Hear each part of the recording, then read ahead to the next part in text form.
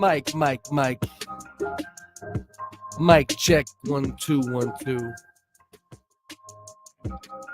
Be starting the live soon. See if a couple people trickle in, and then we'll get to it. I don't know how long this live is going to be. It's going to depend on how many people hop in the comments, chop it up with me, possibly join the panel.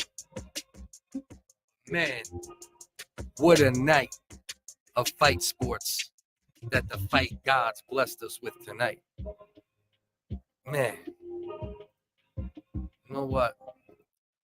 Let's just get to it. I know we don't got nobody in the session right now, and we might not get anybody in the session right now because it's late. But I just wanted to talk about this fight a little bit. You know, the night. All right. What we learned tonight is something that a lot of fight fans suspected, and that Terence Crawford was as special as we thought he was. You know, both men ran through most of their competition throughout their career. Both men have been on a collision course since, I don't know, what are we looking at? 6 years now? 7 years of dominance, you know, from 140, Terence Crawford, Errol Spence holding it down at 147 most of the time. And there was no way to avoid these two men fighting. You know, some people might have thought it was almost too late on the Spence side of things. I mean, on the Crawford side of things, because Crawford is the older man. But what we learned tonight was that, as we know, there's levels. There's levels to this game. And as good as Errol Spence has looked in his career at times, Terence Crawford is just special. Terence Crawford has ring vision and ring IQ like only some fighters do. You know, there's only a handful of fighters that have had the vision, the counter punching, the sharpness, and the apparent power, right? We knew Terence Crawford had power. 10 knockouts in a row, right? 7-0 in the welterweight division, all knockouts, right? But we never saw him fight somebody on Spence's level, as we have tried to say, right? Because Sean Porter, you know, towards the end of his career, arguably Terence Crawford's best win to date prior to the Errol Spence fight, right? And what does Terence Crawford do when he fights by far the best fighter he has ever faced?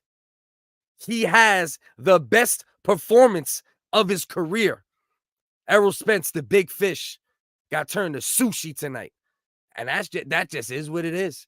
He got dominated. It was a masterclass. The first round, Errol Spence came out, hard jab.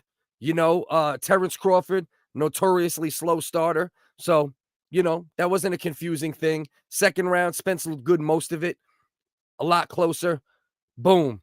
Third round, Crawford starts picking it up. I think the second round, we had the first knockdown of Spence, right?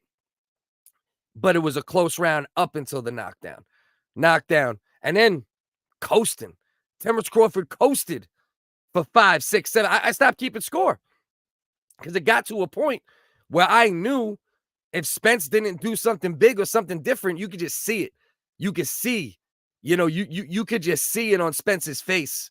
You know, once he got clipped by the first shot or two, you know, from Crawford, you know, let's not forget the punch he got knocked down with, right? The punch that Errol Spence got knocked down with first was just a stiff jab. He knocked this man down with a stiff jab to start the breaking down of Errol Spence. And from then on out, it was just breaking him down. You know, Terence Crawford was plotting on the counters. Errol Spence was trying to establish the jab, and then eventually it was Terence Crawford who was able to establish his harder, sharper jab. And then between that, then Spence stopped being the aggressor, and then Terence Crawford at that point Crawford was able to pick him apart even more. And the 7th round, 2 knockdowns, 8th round, that went very similar to how 3 through 6, 3 through 7 went. And then 9th round, TKO, Terence Crawford, undisputed, the first man to be undisputed at both 140 and 147. I believe the first man to be undisputed at 2 weight classes, but I could be wrong about that. All right. Landed over 50% of his punches. Unheard of. So the power punches, somewhere in like the 55, 56, 57 range. That's unheard of when you're talking about the level of talent between Crawford and Spence. But what we learned tonight was that Crawford's level of talent, whole nother thing, whole different thing.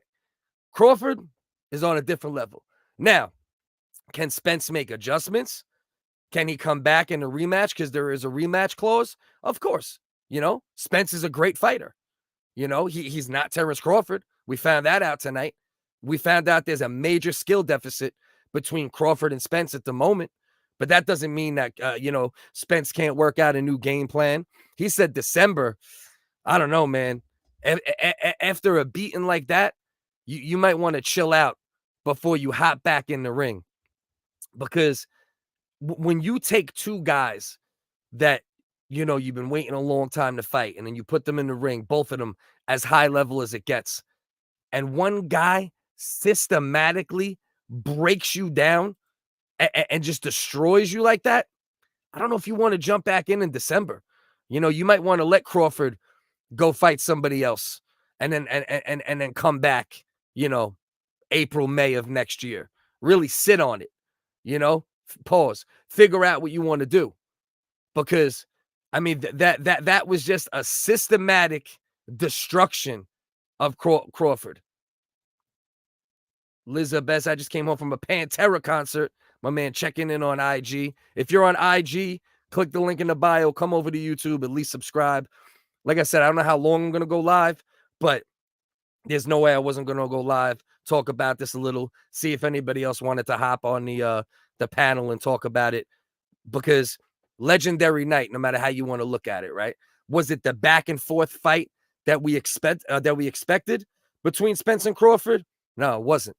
A couple good rounds from Spence early, and then Crawford just ran away with the fight.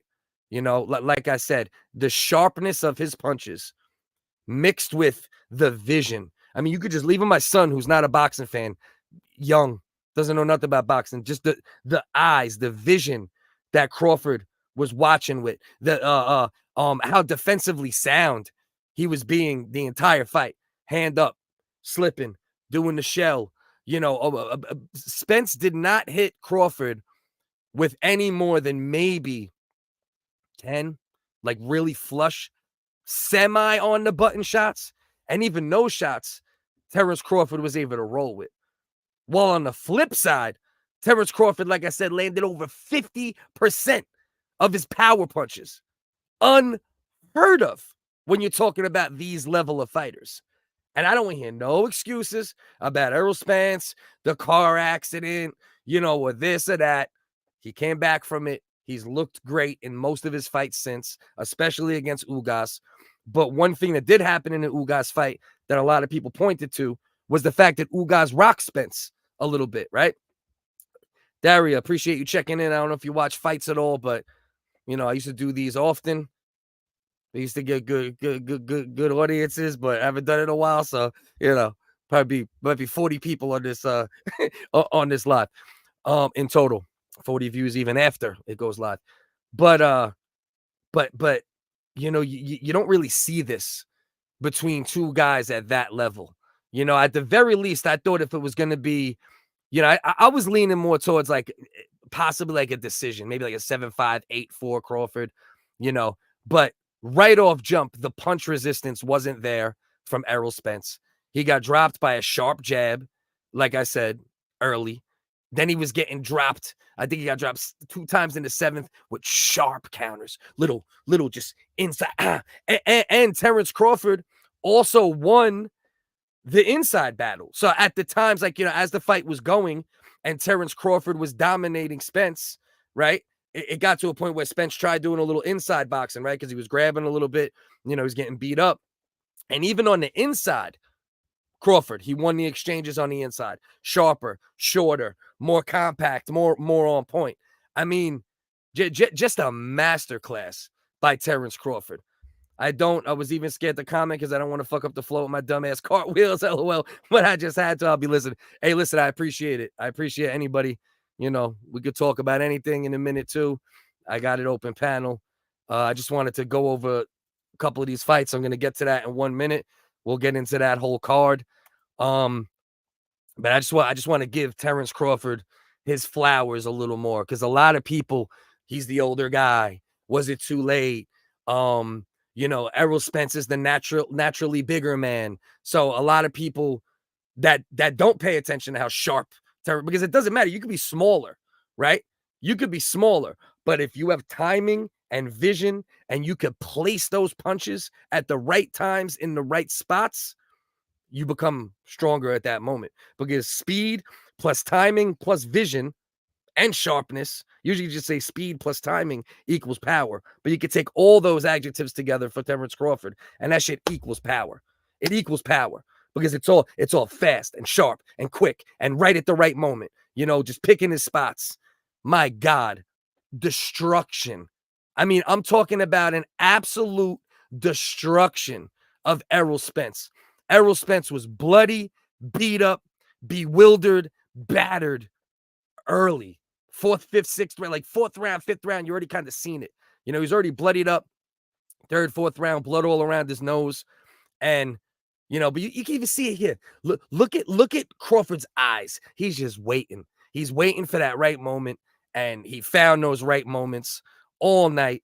The counter punching was a display of brilliance. The sharpness, the timing, the ring IQ, you know, the ability to pounce and know when to pounce, the ring IQ to know when, let me just fall back a little bit, keep peppering Spence, because Spence is a dangerous guy, right? Spence, fucking undefeated, you know, just running through everybody. You know, this was a 50-50 fight coming in, all right? Errol Spence, 28-0, 22 knockouts coming in. Crawford, 39-0, 30 knockouts coming in, right? So everyone looked at this fight. J. Dot, what's good, brother? What's good, man? Hop on the panel if you want. If you want to come chop it up about the fight a little bit or whatever else, you can hop on up. Anybody can hop on up. You're welcome. I don't know how long I'm going to be live for. It depends on, you know, when I get sick of hearing my voice or if anybody else pops up. But you man, you can't say enough about Terence Crawford's performance tonight. You know, everyone, we looked at this fight, like I was just getting ready to say before I hollered at my man Jay here, 50-50. We thought this was a 50-50 fight. By the time this fight was over, it looked like a 90-10, an 80-20. Errol Spence didn't even look like he was in the same class at the end of the day. And I didn't expect that. You know, I kind of didn't care who won that much, but I lean a little more towards Crawford, you know, just because you could see that he's just more special, right? Errol Spence, great fighter as well. Take nothing away from his career prior. Take nothing away from him tonight. He just got his ass whooped by a better fighter, you know? But he's fundamentally perfect for the most part, Errol Spence, right? Really good skills, right? Good. Great in some areas, great body punching. But Terence Crawford, we all know about Terence Crawford. The talent, you saw it. You saw it in general, but now we really saw what it looks like against a guy who was a 50-50 fight with him. No one's been a 50-50 fight with Crawford since he's been in boxing. No one considered that. This is the one time it was a 50-50 fight, and what'd he do? What'd he do? Best performance of his career. Made him look pedestrian. Wild shit. Wild shit. On the black hand side, was good, brother. Was good. You know, we had to talk about this shit tonight, man, because, man, and also we got other stuff to talk about. We'll get into the UFC a little bit in a minute. That was a hell of a card as well. Obviously, I had my eyes on both because I'm a fight fan crackhead. I'm trying to debate what I should do as far as the fight streams. it's hard to do the fight companions because I go out and make money till like the nighttime a lot of times on Saturdays. But I'm trying to think of something, maybe an aftermath show every week or a Bloody Sunday, fight sports wrap up or something, but as far as I create a lot of different content, the fight sports is one of the things I just want to enjoy sometimes, right? I just want to actually enjoy the event instead of always thinking about content. But some of these streams are some of the best numbers I ever did stream wise. So, well, the link is in the thing. I know you're probably just talking shit right now, Rosie. If you want to hop up. Yeah, but just to wrap up the Crawford Spence talk. What else can I say? He made sushi out of the big fish. All right. He made Spence look pedestrian. He showed he's on another level. There's no discussion. You can't hate on the performance. It wasn't a close decision. It's nothing that I don't even think the biggest Spence stan could try to like hate on Crawford's performance. Crawford was 100% gracious in victory. Gave Spence all his credit. Didn't talk any shit, even though there was a little bad blood, especially between the families. Class act. This is a dude who survived a gunshot to the back of the head when he was young after a dice game. They reminded me of that shit all the time. I forgot about that shit. Dude's been on top doing this thing so long.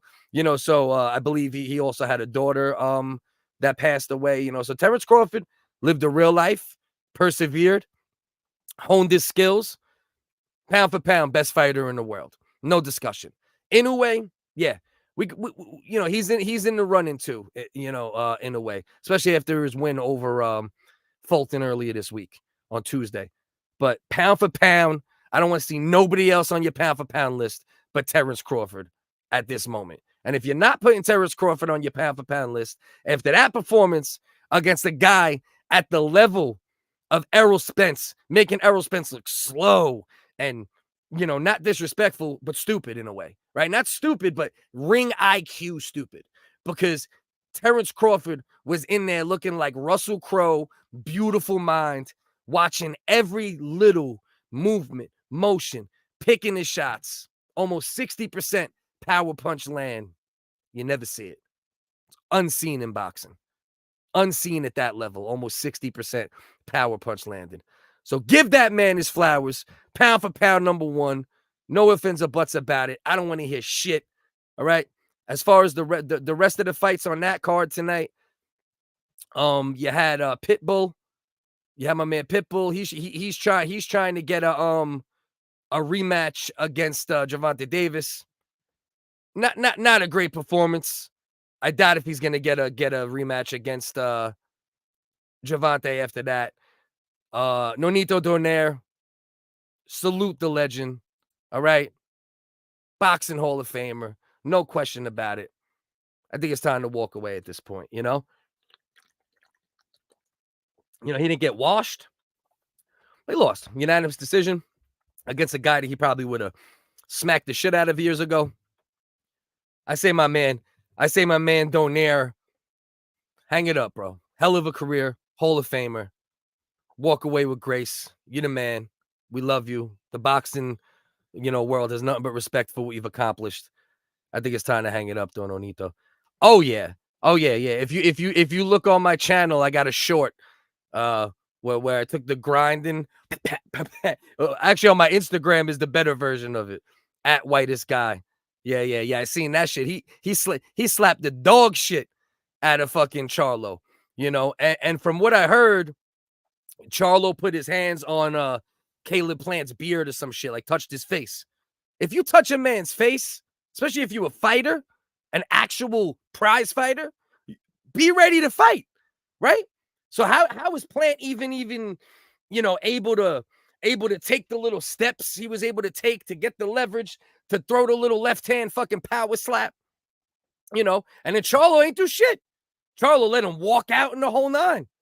Come on, bro. You can't slap me in my face and then just walk off smooth. You're going to have to stop me out at that point. You're going to have your team. Your team's going to have to stop me out. You know what I mean? Especially, bro, if I already touched you in your face, I better be ready to fight, right? The minute you touch another man's face right? You know, unless you some gay dudes ready to have some fun, you know what I mean? Or at your buddy, you know. But if you already have a little bit of a thing with a dude, right? There's always been some little shit talk and, you know, semi bad blood between those two camps, right? So you touch a man's face, have bad blood. You ain't ready for that slap, bro. You just chilling with that worn out friggin' goddamn white tee, looking all worn out and fuck that. Listen, I know, you know, he's been going through some mental health stuff and this and that. Yeah, I hear you. We all go through things, right? And I go through some mental health shit too at times, right? But I don't got millions of dollars sitting in the bank. So yeah, I feel bad for you. Good luck. But you touch a man's face, better be ready to catch that 5-finger fucking, you know, that 5 fingers of death to your grill. And then once you take it to the grill, fuck you doing, bro? He didn't even start moving forward. He just said, ah, like a bitch from fucking Gone with the Wind. He said, oh, and didn't even move forward. He's just like, and then waits for other people to move forward, moves forward a little bit. Caleb Plant walks out talking fucking all sorts of shit. You know what I mean? So I don't know, bro. Like, that was a bad look for Charlo, especially. And I like the Charlo brothers. You know what I mean? I'm a boxing fan. I'm like a true purist boxing fan. I'm also a UFC fan. But, you know, I've been watching boxing, you know, 30 years. You know what I mean? Like since I'm more than that, since I'm in my single digit years, you know. So I respect the Charlos, you know, like they've had good careers.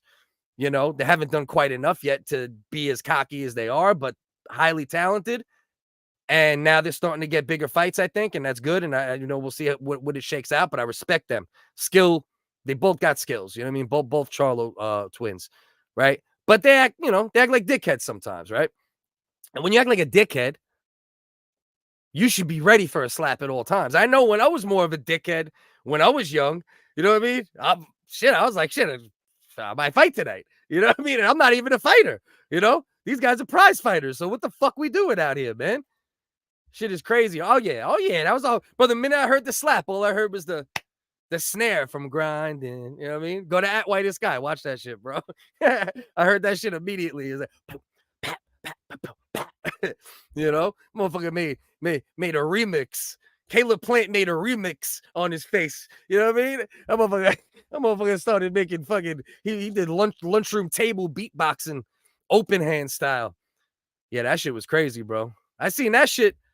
I seen it pop up on my, my newsfeed. I thought it was like some old shit. Caleb Plant and what's his name? Charlo got it because they got into it a few times over the years. But now that shit was a fresh produce fucking slap. You know what I mean? Fresh out the guy. You know, the produce got the little that keeps the produce fresh. Got that shit on his hand. Fresh. Pop, slap the shit out that man. Left hand slap too, bro. If you're bringing out a left hand slap, gotta respect it even more. I'm gonna put that on the screen just for 1 minute because I see my internet's acting a little weird. We lost a little. Oh, there we go. It's back.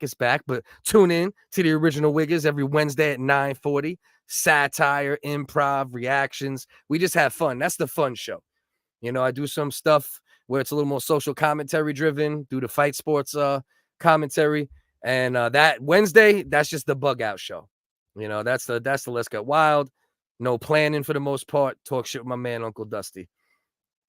Where I'm from, people. No, listen, those are the dudes, right? Dudes that act like that tend to either be the dudes who slap people or the dudes who get slapped by people, you know? And on that night, just reset my audio real quick. It looks like I was lagging a tiny bit.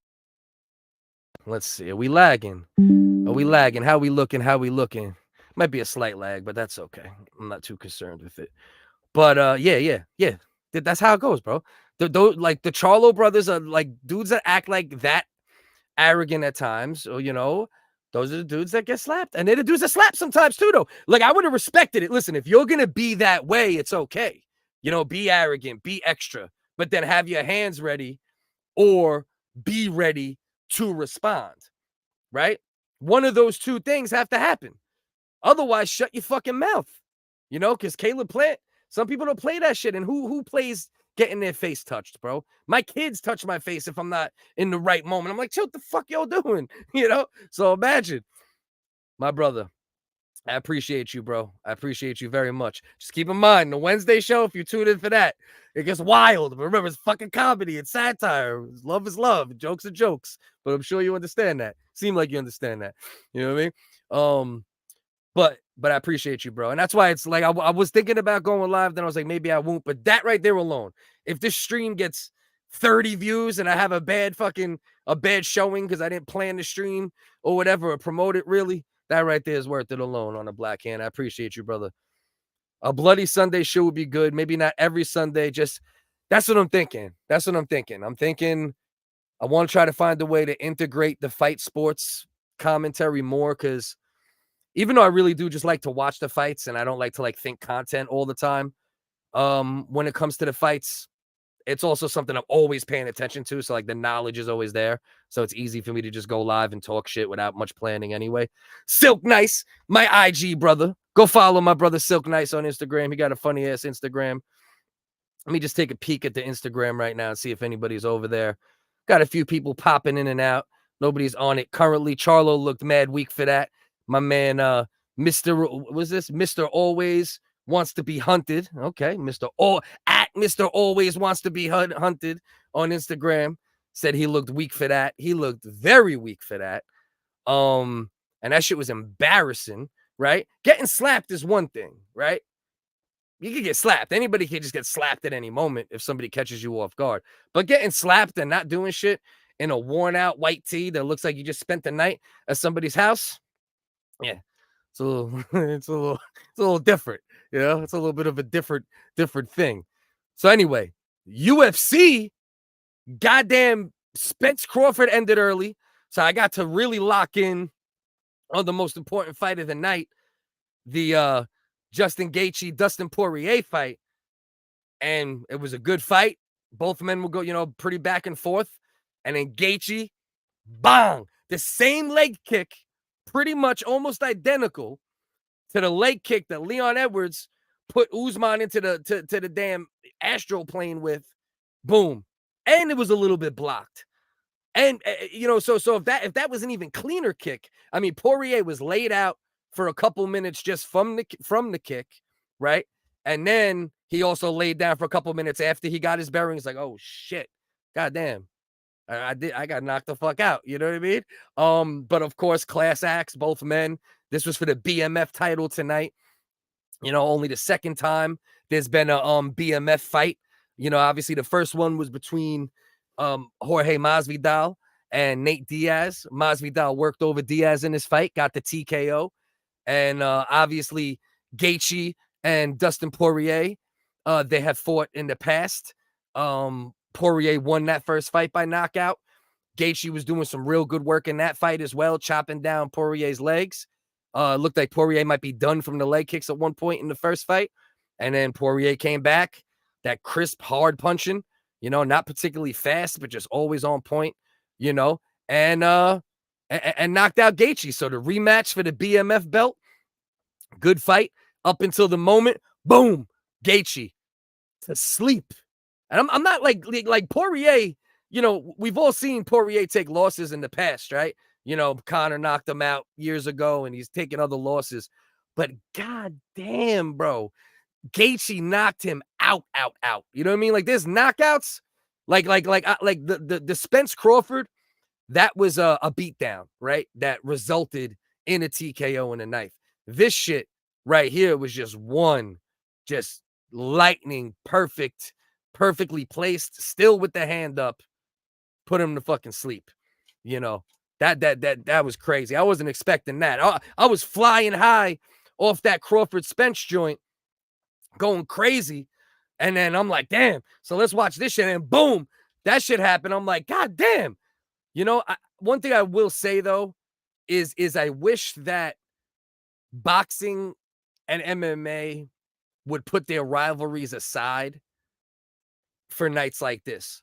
You know, nights where you have legendary fights between legendary fighters. I wish they would put that little promotional, oh, we're bigger now, or we were the kings, or whatever. I wish the UFC and boxing just stagger it. Do it next week.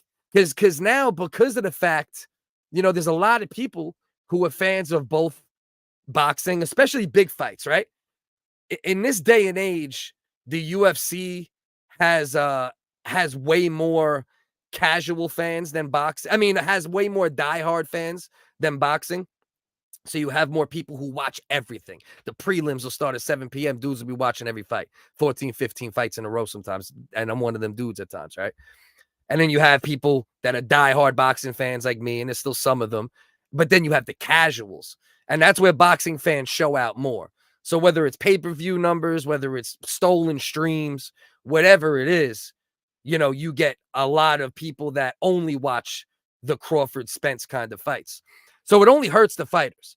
It hurts the pockets because you're going to lose some pay-per-view, right? But streaming is so big now, and you can, steal streams so easy that pay-per-view numbers are basically bullshit for the most part anyway at this point. But it hurts exposure for fighters too, right? Because there's more people that could have learned about certain fighters tonight, or could have seen, I haven't watched boxing for a while. Now I'll go out. No, but the UFC 291 is on.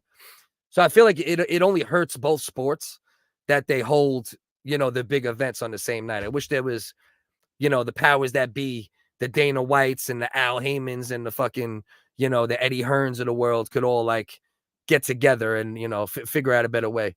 I got to see my blue face. Yeah, bro. Bro, I'm telling you. Crazy knockout from Gaethje. Yeah, I wish. I don't see why not. Man. Do it the next week. Make the times a little different. Do it the same night. Maybe make the times. I remember there was one UFC event where Canelo was fighting. I can't remember which fight. But they didn't start the Canelo fight till after the UFC was over. And by that time, Canelo was sitting in the back. He took 4 naps, and it was crazy. But there's definitely a way that they could work it out. There's no doubt about it. So as for the rest of the card, all right, you had the Alex Pereira, Jan Blachowicz fight. That fight was interesting because obviously Alex Pereira coming up from middleweight, fought Israel Adesanya twice, knocked Izzy out once, got knocked the fuck out the second time. He's a huge middleweight, is Alex Pereira, so he said, let me try my hands at light heavyweight, and he moved up to light heavyweight, and he looked good. I'm not going to say he didn't look good. He looked, he looked pretty comfortable in there. The problem is Jan did a lot better on the ground, which everyone expected. I believe Alex Pereira outstruck him by like 30 on the feet. Did some good damage, when they were on the feet and they would do, throwing hands. Jan, believe he had 3 takedowns, a decent amount of control time. Alex Pereira ends up getting the decision. I've heard some people crying about that decision. I don't think it was a terrible decision, but I could see, easily making the case for why Jan should have won that fight. If you get 3 takedowns, hold the guy down a bunch, so now Alex Pereira, who just started doing MMA not too long ago, 2-division champ in Glory Kickboxing, amazing stand-up fighter, one of the best in the game, obviously, if he beat Israel Adesanya multiple times, once in MMA, twice in kickboxing. But here he is, 10 fights into his UFC career, and he's going to be next in line for the light heavyweight belt. He has a chance to become, he has a chance to be a 2-division UFC champion in his 11th fight, but it was a close fight. Like I said, I could see people crying about the decision a little bit, but when you outstrike somebody by 30, a lot of people, it's more impactful, right? At times, whether or not that's fair or unfair, that's a discussion for a later date. But obviously what Pereira was able to do on the feet, those particular judges, they like that more. And they scored it for Pereira. It's dirty promotion for UFC and boxing. Yeah, it don't make no sense, bro. You had one of the biggest boxing matches in the last 20 years. But because of the age, you could say Mayweather-Pacquiao, but Pacquiao, that fight was 5-6 years past due date. We all know that. You know, this fight with Spence and Crawford was the older man, looked like the younger man, but the fight still happened at the right time. And then Gaethje versus Poirier too, huge fight. Pereira moving up to light heavyweight, huge. You know, huge, both boxing and UFC tonight. Huge events. So I don't know. I think it's a stupid decision, you know, to have the fights on the same night. Derek Lewis, dominant, adds to his record for wins by knockout at heavyweight in the UFC. Just jumped on the Lima, immediately jumped on him, got him down, started pounding him out. You know, that fight was over very quickly. My son was watching that shit. He's like, he just threw him down to the ground and just started beating him. He was like, who watches this? And then he was watching Crawford beat the piss out of fucking Spence. You know what I mean? And he's like, who thought of this? Who thought of this? Let's just punch each other and bleed. And I'm like, yeah, well, you know, that's men. You know, that's human nature. But Derek Lewis, you can't even say he looked good or bad. You can just say he fucking pulverized fucking Rogerio de Lima here. We got to see what happens once he gets back in there with the higher level guys again. This is one of the more surprising results of the night, right? Kevin Holland versus Michael Chisea. Michael Chisea, I believe he was on a 2-year layoff. A lot of back issues, had back surgery, and everything else. And Michael Chisea, obviously, he's the wrestler. He's the ground specialist. Kevin Holland, who is a Brazilian Jiu-Jitsu black belt, way more known for his striking, his diversity of striking. He's been ragdolled by wrestlers multiple times in recent years. Chisea tried to get a couple takedowns. Holland did a great job fighting him. And then Chisea made a little bit of a mistake. And once again, Kevin Holland, you know, call back to what I just said. He is a Brazilian Jiu-Jitsu black belt. So Chisea made a mistake. He was able to get on top of him, choke him out. I believe it was a Darce choke, if I remember correctly. I'm almost positive it was a Darce. Got on top of him, threw in the fucking Darce choke, got Chisea out there. Chisea out of there in round 1. So that was a good fight. Holland has been fighting at welterweight his past couple fights. He said he might go back up to 185. We'll see. Yeah. Well, obviously, as far as the Tony Ferguson fight versus Bobby Green, yeah, I mean, obviously, you know, Tony Ferguson, legend of the sport. When he was in his prime, had one of the best runs you're ever going to see at lightweight. The boogeyman, as everybody knew, he was the boogeyman of the division for a long time. Had multiple fights scheduled with Khabib, both of them in their prime. But Ferguson, you know, I think he's at the end. You know, he's at the end too. Just same thing with Nonito Donaire. I'm not comparing the two fully because Nonito Donaire has accomplished way more than Tony Ferguson could ever dream to. But similar situation. You know when to hang it up. We all love you. We all respect you. But Tony, chill out, bro. Tony said, he was saying that before the fight. He had a great training camp. He felt good. He said he's been listening to his coaches more, so on and so forth. And you can say whatever you want. Positive fucking, the secret. Think it, be it. It'll happen. All that bullshit, but you can't will everything into existence, especially when it comes to fighters. The first Mayweather Pacquiao fight, my God. And messed up. Yeah. Oh, bro, I mean, listen. Obviously, that was supposed to be the fight of the century. But Mayweather versus Pacquiao happened way too late, and when things happen too late, it shows, And, Spence versus Crawford was another one of those fights that could have been a fight of the century type of fight, and it was to a degree. But what happened was one fighter was able to show how much more dominant he was, you know? And it's not because of age, like Mayweather versus Pacquiao. It's not because the fight took too long to make. No, but that's not what happened. What happened was fucking Terence Crawford is an absolute magician in the ring.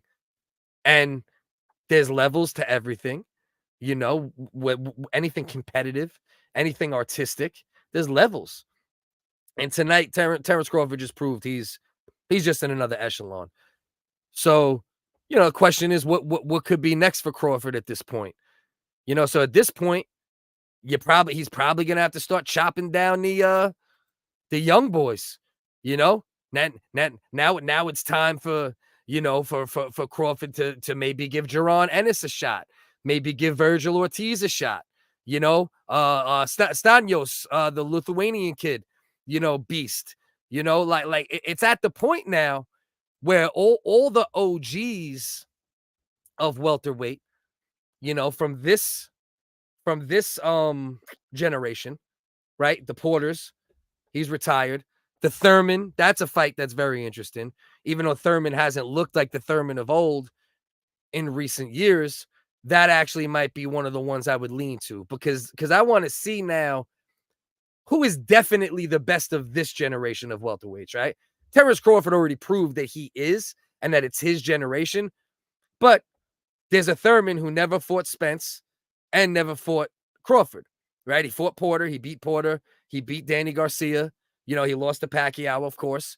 But I say Thurman versus Crawford. That's an interesting fight. But then you got, like I said, you got them young boys, man. I say what should happen sometime soon is we should have Jaron Ennis fight Virgil Ortiz sometime soon. And then the winner, Chibaro Gigolo, was good. Appreciate you tapping in real quick. Tank, I think Tank just got out. But don't forget, Tank is still, he's as far as weight, he's divisions below Crawford, you know, and I don't think he'll never get up to what, but yes, I believe he literally just got out, legitimately, like in the last week, I think, 10 days. What's next? Well, I mean, whether he deserves one or not, he's going to get one because it was in the contract, you know? So if he wants it, he's going to get it. He was talking about December in the post-fight speech, and I'm like, maybe take the rematch, but not in December, man. I mean, that shit. But I don't think anybody, even the most diehard Errol Spence hating Terence Crawford fan, and they'll say, "Oh, I knew it was gonna go that way." Shut the fuck up.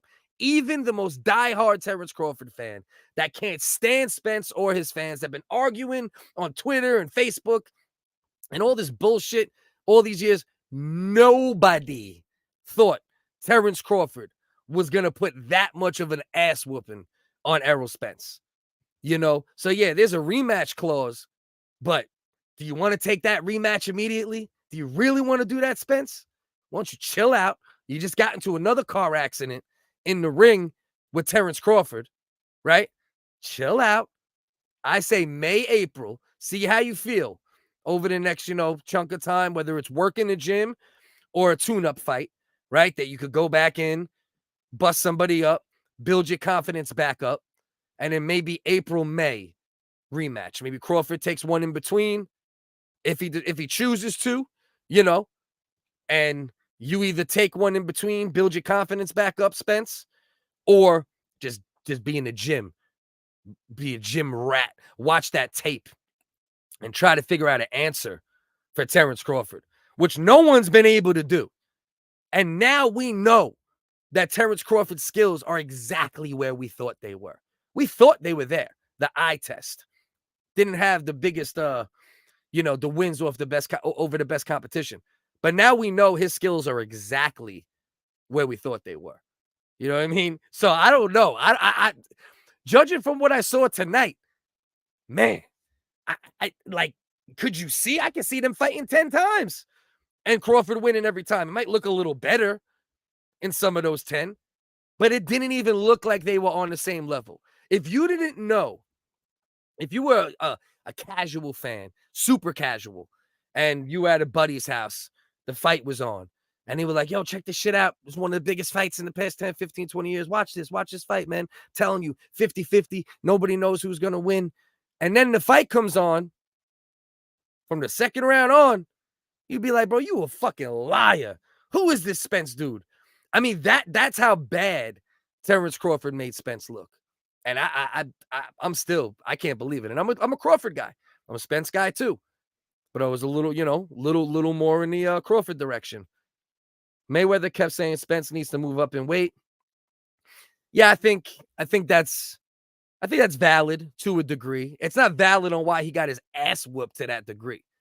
Because the timing and the sharpness and the counter punching and the ring IQ and the vision. If I didn't say that already, I'm stressing the vision tonight, because the ring vision that Terence Crawford had in that ring tonight was insane. He was in that ring just his eyes were everywhere, watching everything. His reflexes. I mean, listen, I've seen Crawford look great. Never seen Crawford look that great against by far the best guy he's ever fought. But I think that is valid. Hell yeah. That motherfucker, he might have gotten a worse car accident tonight. Be honest with you. You know what I mean? This might have been the worst of the two. How do I feel about Mayweather fighting Gaetje? Listen, this is the way I feel about it. I think it's ridiculous. I think it's silly, but also fuck it. Get your money. If somebody told you, yo, bro, I'll give you 20, 30, 40, $50 million, right? Hold on. 20, 30, 40, $50 million. And all you got to do is fight a guy that can't beat you. Like the guy will never beat you. You could give Gaetje Jr., right, 2 wrenches and tell him, yo, you could hold these wrenches, right? And they could be wrenches from the 80s, bro. You know what I mean? Wrenches that murdered a crime boss. You know what I mean? Like some fucking Hall of Fame bloody wrenches to John Gotti's grandson, not nephew, but grandson. And he still wouldn't beat fucking Mayweather. So I hate it in a way, but I feel this way. All these circus fights, whether it's Jake Paul, Nate Diaz, and Mayweather fighting John Gotti's nephew, grandson. I think overall it's all good for boxing, because what it can do is it can make people that never thought about boxing, whether they were MMA people or young people who just like the YouTube side of it or the fucking, the fuckery side of it, right? It makes them think about boxing. So overall, I don't think it's bad for boxing. I really don't. I think it could only help boxing. I don't think it hurts it in any way. I'm not betting. Yo, he's the best. That's it. Pound for pound, best fighter in the world. In a way, is the only other person that can even put himself in the conversation a little bit. But right now, hands down, pound for pound, greatest fighter in the world, Terence Bud Crawford. Anyone who don't like it, you're fucking lying to yourself. That was a fucking that was. I'm gonna go out on a limb and I'm gonna say that's top 5 best performances in a fight with guys on that level, right? In a fight where walking in, everyone said 50-50. But every poll you looked at, 50-50 for who would win. And then if you looked at win by decision, it was like 20% Spence, 17% Crawford. You look at win by knockout, 25% Spence, 20% Crawford, whatever, right? 50-50 across the board. Top 5 performances that I've ever seen, and even in the annals of history, I would you'd be hard pressed to find a more dominant, masterful, precision performance amongst high level fighters. Because the precision, that's part of it too. The precision by which Terence Crawford executed his mission tonight was insane. You never see 55, 60% power punches landed when you got 2 guys on that level. Unseen, unheard. Fucking couldn't believe it. Do you low-key feel like Mayweather? Nah. Crawford would wash Mayweather right now. I'm not saying in their prime. I don't know what would happen. I think it would be a hell of a fight in their primes. But right now, I mean, it wouldn't be fun. That wouldn't be a fun fight to watch. It'd be interesting. I mean, I'd never say don't do it, right? But if they did it, it would be later, like not yet.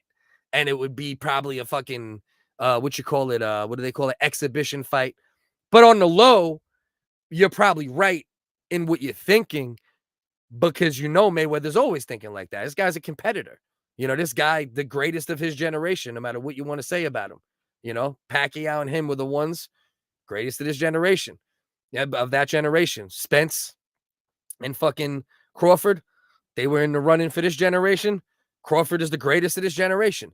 The only way Crawford could possibly be dethroned as the greatest of this generation is if Keith Thurman can fight Crawford, find a way to beat him, and then Keith Thurman could fight Spence and beat him, then yeah, Thurman can make a case for that, right? Because he beat everybody else, even though a couple fights were suspect, and he almost lost to a couple people he should have beat. But Crawford, yeah, greatest fighter this generation. Greatest performance I've ever seen in a fight of that level. I mean, arguably. Jake Paul is a gay clone. Hey, he might be. He might be. I can't say I don't respect his business acumen. I can't say I don't respect the dedication he's given to the sport.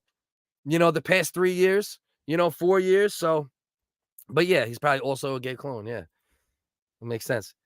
It absolutely sucks for boxing the same way China is destroying the U.S. from the inside. All right, I like the metaphor. I like the comparison of the two. That's interesting because it would be them destroying boxing from the inside.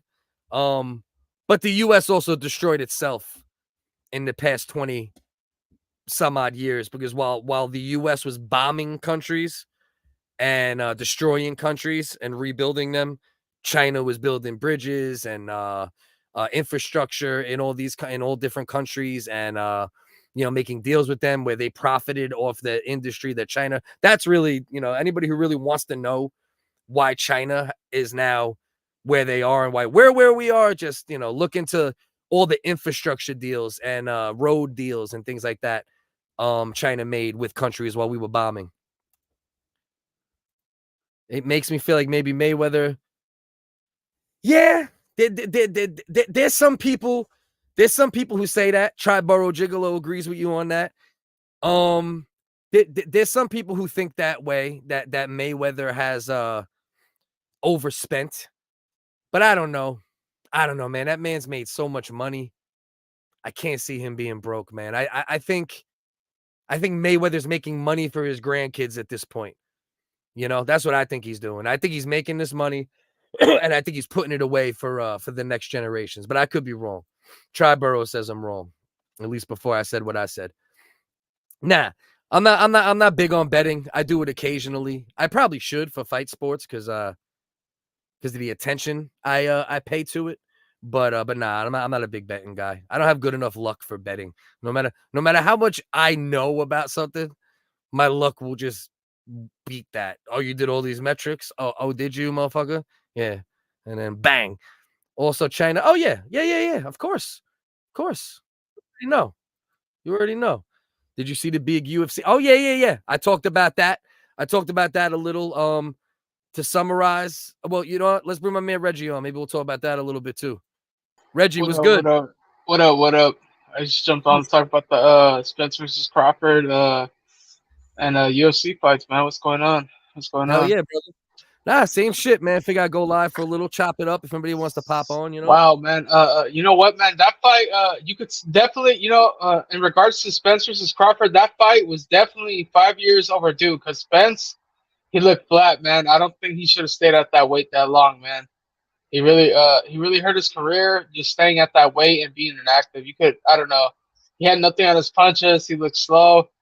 He looked flat-footed. Crawford, of course, looked phenomenal, but I don't know.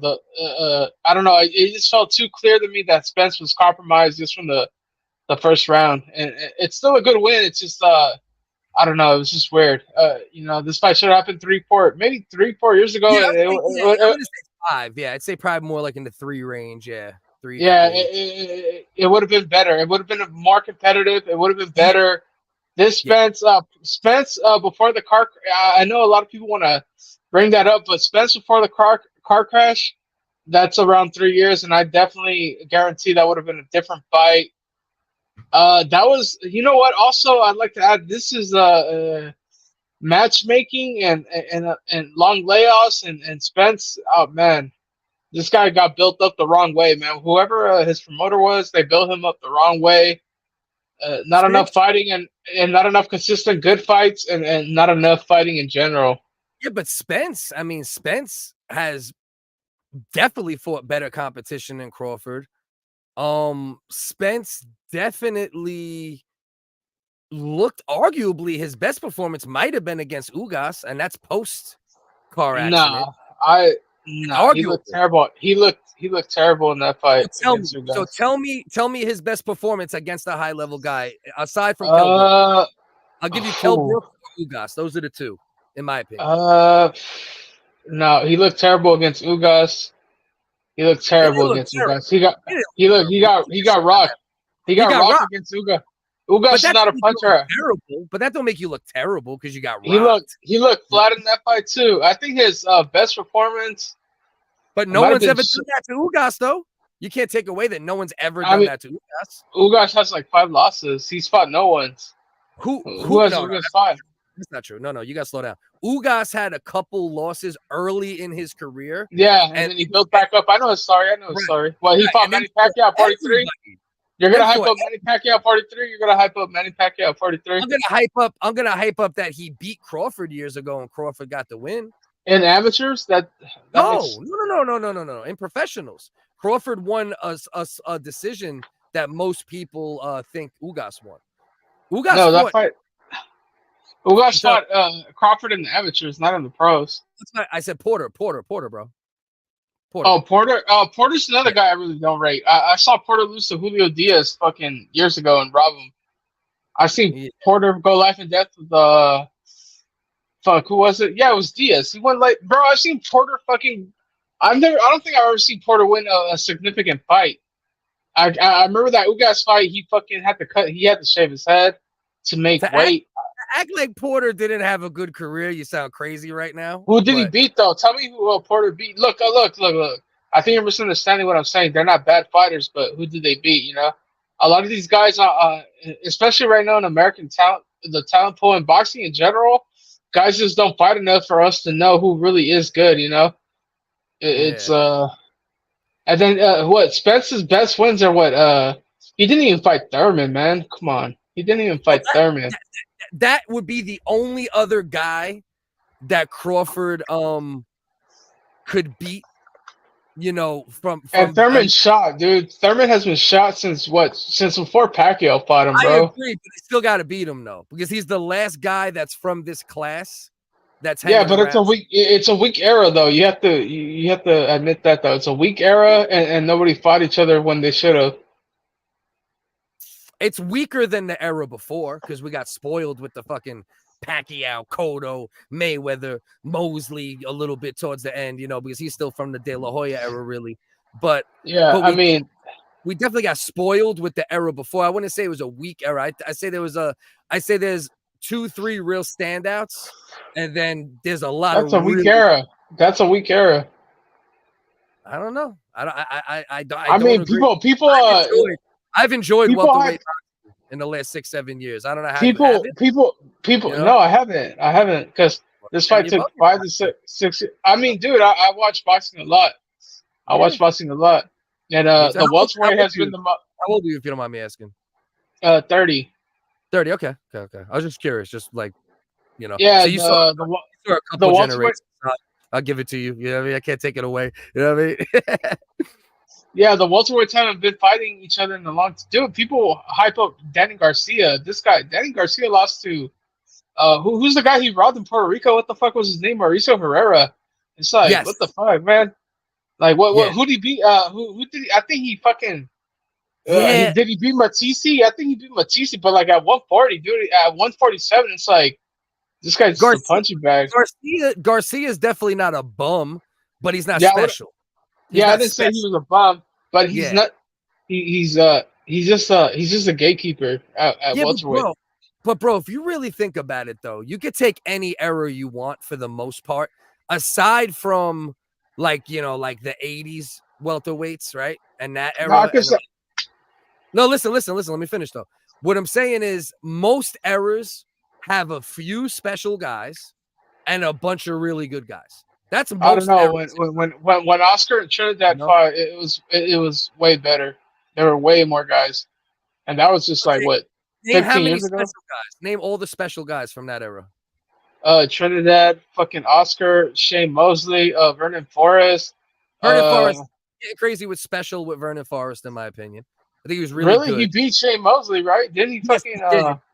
He did, but I think Winky Wright was more special than Vernon Forrest, in my Well, opinion. then I would count him too. Then that I would add. When you're right, I'm also kind of been drinking too, so I can't fucking name everybody off my top of my head. But yeah. Nah, it's all good, and I respect your opinions regardless, bro. Even if we don't gotta agree on all of them. You know what I mean? I mean Pacquiao. What the fuck, Pacquiao? After Cotto. that's after. Oh, I guess yeah. Yeah, that would be the next era. The Pacquiao, Cotto, Judah, Mayweather. That's like the next era. Yeah, I mean, you're not wrong though. Like because I don't take much away from Thurman, even though he lost to Pacquiao. But the Josecito Lopez fight, that was sketchy. But in And then general, he fought some random guy, bro. After Pacquiao, he came back 3 years later. Mario Barrios. Yeah, he fought Barrios, and it was a close That fight, guy. but it wasn't close, but he won easily. But it was not But impressive. who the fuck is that guy, man? Who the fuck is that guy? Yeah, no, that guy, that was a weird fight. But what I'm saying though, overall with Thurman went on a run where for like 4 or 5 years it was like him or Spence we were debating. Yeah, Spence, but 10 years ago, like yeah, almost 10 years ago. But what I'm saying is though, I would put him in his prime, like he was like a really good welterweight. In his prime, he was Well, yeah, of course. And his prime Spence was a good welterweight too. But now he's 33 and should be at middleweight. But you're doing a little too much. You're doing that thing that I think we shouldn't do with this fight tonight, because Spence handily beat pretty much everyone else he's ever fought at 147. That's not true either. For the most part, who didn't he handily beat, bro? Sean Porter. That's the old. So you're pulling out Sean Porter, who literally makes everybody he ever fought get in a close fight, whether he wins or loses. He didn't kill Brook. Yeah, Kell Brook. That's what. So you got one example. What about the other 25 fights he been in that he made dirty and Julio weird? Diaz. He robbed Julio Diaz. He fucking I have to rewatch that fight. I have to rewatch that. Didn't he fucking rob WHiggas too? You just said he robbed WHiggas. But what I also said was a close, weird fight. Spence, the main point you need to take what I'm saying from I would Porter, have to watch the Thurman one though. I'd have to watch the Danny Garcia Thurman and same thing. Very close, and Broner fight. I have to watch that Broner fight too. I forgot. I don't know. All of them were very close, weird fights, because Porter fights in like this crazy in and out, leading with his head. So yeah, he makes everybody except Crawford, but that was the end. He made Crawford look kind of bad too, but Porter was already shot. Porter was done by then though. Porter was like on a 2-year layoff, and he was already like 34, man. A guy like Porter who has that style at 34, 35, it's not gonna look as good as it did like when Spence fought him. It's fucking It's obvious there's hesitation. What I'm getting at here is that Errol Spence has dominated pretty much everyone he's ever fought, and Crawford made him look pedestrian. That's not weight. Yeah, but I don't think. No, see, you can't say that. You can't say that either. You can't say that either. I'm letting you go on many sentences runs. Let me do the same. You know what I mean? All right, go ahead. Spence pretty much dominated everyone he's ever fought, and Crawford made him look pedestrian. Now, could you make the argument there's degradation? Of course. Could you make the argument he should move up in weight? Of course. But there is also a clear difference in skill level. We can't blame weight. We can't blame car accidents. The skill, it's like saying Canelo lost to Bivol because he was bigger. No, Bivol showed he had a higher skill level. He didn't beat him with power. He beat him with skill. You know what I'm saying? There's a skill deficit between Spence and Crawford, in my opinion. And then the other shit comes secondary. That's just my No, opinion. I disagree, but it's all about the context of the fight. Obviously, Well, we just saw it. We saw it tonight. There was a clear skill deficit tonight. You could I disagree, mean, but dude, but that kind of plays into what I was saying though. Like, obviously, Spence looked flat-footed. He didn't look himself. He looked shot. It's just, and you it's think just not none the. of that had to do with Crawford, with his vision, with the way he was moving around, with the way he was countering. Had I nothing to didn't do with say Crawford. that either. I didn't say that either. Yes. But it's pretty Come on, clear. don't do But it's that. pretty clear that Spence wasn't himself. Dude. Honestly, he looked terrible. It's just like he looked terrible in the WHiggaz fight too. He looked But he pretty no, bad in the Danny Garcia he fight did as not well. look terrible. No, he didn't. He died. He beat Garcia like 9-3, 8-4. It wasn't even close. The Crawford fight, he looked good the first round and a half when he was able to establish his jab. And That when doesn't mean Crawford, anything though. Crawford when, said slow. Crawford throws when no punches Crawford like was in the still first round. figuring him out, he was able to keep Crawford on the end of his stick. But once he couldn't keep Crawford on the end of his stick, it was Crawford's skills to me that made the difference. Errol Spence didn't just become shot out of nowhere. He became shot because he got punched in the fucking face. He's coming off a 14-month layoff, and it's a middleweight at 147. You don't think that had any type of effect on his performance at all? You don't take that in consideration at all? That doesn't add into the context of the fight. You can't, No. It obviously does, right? Objectively, it does, though. They signed a contract to fight this fight. Errol Spence was fully confident, talking about all he's done to get ready for this fight, how he wants to be undisputed. That was his goal, to get the last belt from Crawford, blah, blah, blah. And when it all came down to it, it wasn't his weight that lost this fight. It was Terence Crawford being the more skilled fighter. And it showed. It just showed. That's not really how you break down fights, though. That's not really how you break things into context by judging the skills of the combatants.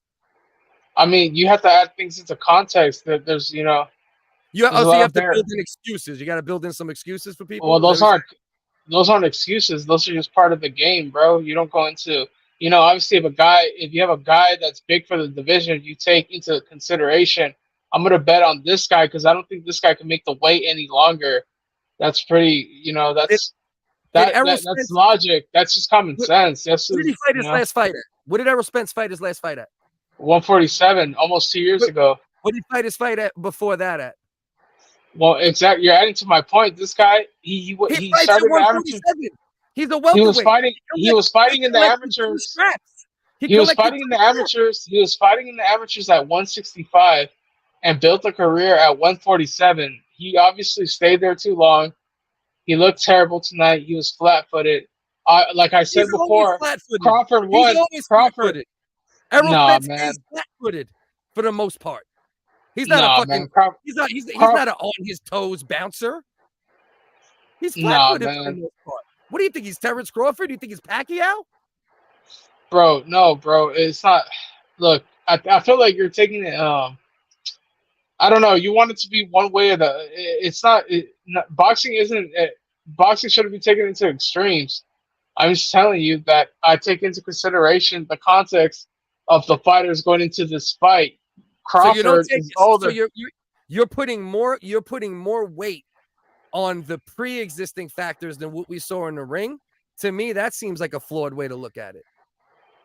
No, that's how you judge fights. That's how you decide who to bet on. Like what happens? Yeah, that's how you judge your fights. Not what happens in the ring, bro. No, that's how you make predictions about who's going to win. You're like, okay, this guy's been making the weight for 10 years, and he's obviously too big for it. So what about this guy? The bigger guy? What about all he's the bigger guy talk? So now that goes out the window. That goes out the window. That goes out the window when the guy is obviously compromised from making said weight, though. Right? If I watch the weight, that's why they televised weigh-ins. He didn't look compromised. So you take into consideration. He did look. Weigh-in. He didn't look dried out at the weigh-in. Yeah, he did. He looked terrible. Look at him. Go on Twitter. Everybody say he looked terrible. He looked droopy-eyed. Everybody knew. Everybody had him looking bad. Everybody had Bud looking kind of weak too, but Spence obviously looked way worse. I love armchair shit. The bottom line is when they got in the ring, Terence Crawford's skills were better. And Errol Spence looked good until he got hit with a sharp counter that dropped him. Then he didn't look the same. Because the first round, I didn't say Crawford didn't have skills, but I feel like I don't know, you're kind of ignoring the other, and I'm not going to allow excuses after the fight. They're not excuses, though. Going into the fight, I wasn't one of these dudes on Twitter and Facebook. Those aren't excuses, though. Adding context into what the outcome of a fight isn't excuses. That's called discourse. That's that's how you break it down. When you add context after a guy took a decimating loss like that, yeah, but that's only you're making it sound like I'm a Spence fanboy. I don't really give a fuck. It's no. I don't think that. I think you're leaning on something that isn't as much of a factor as the skill deficit. But it was a factor, though. That's why you're not. The skill deficit was a bigger. It kind of seems like you're a big fan of Terence Crawford. I understand that he has a lot of fans. I'm a fan of before this fight. You should look at what I was saying before the fight when I was calling it a 50-50 fight. Yeah, I never. This fight was always. It's been a little bit too late for me because both guys have looked kind of shaky leading up into this. But Spence obviously looked way more. Yeah, he did. Got 10 knockouts in a row. How he looks shaky? But against who though? You have to. You gotta look, you gotta look into who are the guys that are fighting. Free speech. All love, Triborough. All love. It's all love. All love for my man Reggie, no matter what. All I'm saying is, you can't. I'm not mad at the host. What the fuck? I thought we were just talking boxing. Reggie, it's all love. One thing about me, bro, we could talk shit, we could crack jokes, we could have different. I'm not trying to talk shit. My bad. I wasn't. Right. But no, it's all love though. Regardless, is my point. You know what I mean? We're men here, bro. Right. And it's love. You know what I mean? No, I was just talking boxing. Yeah. But and listen, I'm not discounting the fact that obviously, Spence is the bigger guy and should move up. That's not being discounted here. Yeah, of course. I mean, 3 years ago. Listen to me. And then you can go. I just think the skill deficit was what happened tonight. You can lean on the other factors for being as responsible as you choose, but I saw, as a guy who's been watching boxing since I'm like fucking 7, I saw a skill disadvantage, and that's just my opinion. I agree with you. It's a little bit of both, to be honest, right? You don't fucking. It might be a factor. The other shit, like. There's been fights did you watch the Nonito Donaire fight? I did not get a chance to watch that fight because I was watching the UFC. I saw some of that too. Man, that Poirier, that Gaethje Poirier knockout, that was I had Poirier all the way because I remember watching the first fight and I was just like, and he was winning in my eyes. I had Poirier up, whatever round that was. I had him up like 1 or 2, whatever round it was. And that knockout just came out of nowhere, dude. I was just like, holy shit. It was close, but he was up for sure. He was winning for sure, in my opinion, too. And then Gaethje, bro, just pulled that. And what's crazy is the announcers were talking about it, too. In Utah, the same place that Leon Edwards hit Usman with that crazy head kick. You know what I mean? Fucking, that shit was crazy, bro. And then that high elevation is no joke, man. When a fighter goes into that high elevation, it's just like that work rate. That work rate is different, dude. Trying to go 5 rounds is something else, Hell yeah! All right, so here's something we can talk about that there shouldn't be any division on at all. Who do you think Crawford should go for next? If it's not an immediate rematch. I think they already announced that Spence is activating his immediate rematch. He said it, right? He said December. Yeah. But I think anybody who's smart around him is gonna tell him, yo, why don't we wait till May? I think that it depends what weight class. If he can get it at 154, maybe they do it, right? Maybe they offer him more money. They do it at 154, maybe. I think that was in the contracts too. I think they signed like some weird shit in the contracts, about like a choice for weight on the rematch. I don't know if the winner chooses it or the loser chooses it. But I I do think think it's there was yeah, I know what you're talking about. I read the same. That's what I'm saying. I read the same shit, some shit like that. so now let's just say that they don't fight next. If they didn't have a rematch clause, who would you want to see Crawford fight next? There's nobody at 147 is kind of dead right now, man. It's been dead for like there's some young bucks, bro. You ain't paying attention. You got Boots, you got Jerron, Boots, you got Boots, you got Virgil Ortiz. Virgil. That kid Virgil just had like some fucking. He had to move up because he had some type of like heart attack or some shit, bro. I don't know. I saw something about that. He just had He's the. still ranked number 5 in welterweight. And then Boots Ennis, I watched this fight a couple weeks ago. He's not ready, man. That kid. I don't think he's ready either. I don't think he's that ready. kid has that he looks all right, but dude, when you look into the guys he's fighting, he's not ready, man. You don't jump up into competition like that. And fucking, Crawford, bro, the way Crawford looked, forget the weight shit, forget he was even fighting Errol Spence. The way Crawford looked tonight, nobody's fucking with him, bro. Yeah, he looked like the middleweight actually. Spence is supposed to be the bigger guy. He looked like the middleweight, so it's like right. Yeah, he filled into the weight right. He was there for like a couple of years, right? He moved up from 140 to 147. He stayed there, and his fucking body just fucking adapted to it in the right way. 7-0. No, now 8-0 with 8 knockouts since he moved up to welterweight. 8-0 with 8 knockouts. Terence Crawford. So, yeah, there's nobody there for him, bro. Even at 154, there's really no names except Charlo, maybe. Maybe Charlo's going up to fight fucking Canelo. You know what I mean? It's gonna be that Tim Tszyu. That's like the only name. Right, there's like nobody, bro. That's why what I would like to see, even if he washes him, I want to see the last guy from this era that's still hanging around. I would like to see Thurman versus Crawford. I think it would be interesting. Regardless, I know Thurman will do better than Spence did. I'll tell you that right off rip. I'm fully confident in that. Well, I mean, yeah, Thurman's way more of a welterweight than fucking Spence, right? So he shouldn't have a problem fucking being out there. But the problem with him is, I think in the last 5 years he's only fought twice. It's fucking, it's the same thing. You're gonna say I'm making excuses, but it's like, dude, this guy, he's only fought twice in fucking 5 years, and the last 2 guys he fought were some guy named Mario Barrios and a 40-year-old Pacquiao. How am I supposed to get excited for something like that?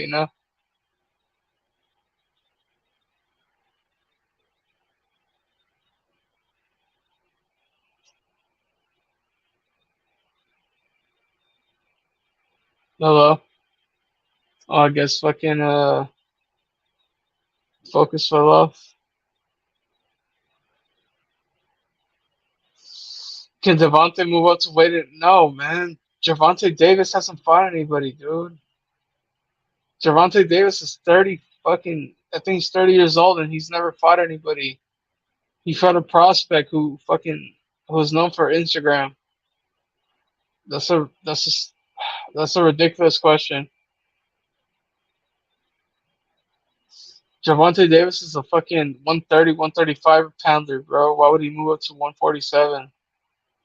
Crawford was a 147 pounder who fucking went down to 135. Yo, can you hear me? Yeah. Bro, I don't know what the fuck just happened, bro. Yeah, he froze out. I don't know. Hello? I think he fell off again. Spazzed out on me, bro. Oh, yeah. I was gone for like fucking a minute and a half right there. Hold on. Yeah, no. I held it down, though. You held it down for me. You held it down, my brother. Let's go. Hold on. I don't know. The guys in your chats are asking if Gervonta Davis